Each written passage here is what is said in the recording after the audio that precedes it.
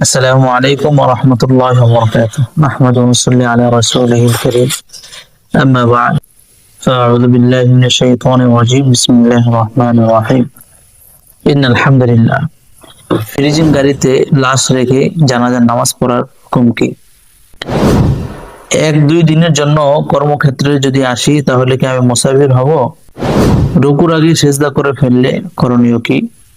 নেশাগ্রস্ত অবস্থায় তালাক দিলে তালাক পতিত হবে কিনা? হজ বা উমরাকে মোহর নির্ধারণ করা বৈধ কিনা? নামাজে চোখ বন্ধ রাখার বিধান কি? চোখ বন্ধ করে নামাজ পড়লে কি নামাজ আদায় হয়ে যাবে? ভূমিকম্পের সময় কোন দোয়া পড়া যায়? সেজদায় সাহুর পর পুনরায় তাশাহুদ পড়া কি ওয়াজিব?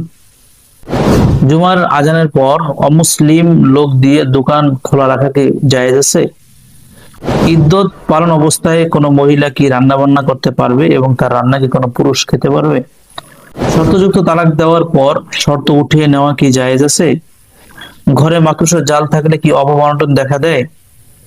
ঋণ পরিশোধের সময় স্বেচ্ছায় অতিরিক্ত কোনো কিছু দান করলে সেটা কি সুদ হবে? এশাকের নামাজের সময় কখন শুরু হয় এবং কখন শেষ হয়? অজু চলাকালে অজু ভঙ্গ হয়ে গেলে করণীয় কি? নামাজ আদায়ের পর অজুর কোনো অঙ্গ শুকনো রয়ে গেছে দেখলে এখন কি করব, করণীয়টা কি? একই সূরা একাধিকবার পড়লে প্রতিবার কি বিসমিল্লাহ পড়তে হবে? নিষেধব্য নিষেধব্য গ্রহণ করার শাস্তি কি? অট্টহাসি দেওয়া কি কবিরা গুনাহ? অসুস্থতার সময়ের আমল বিস্তারিত জানালে খুশি হব। শিরকে আকবর ও শিরকে আসগর কাকে বলে?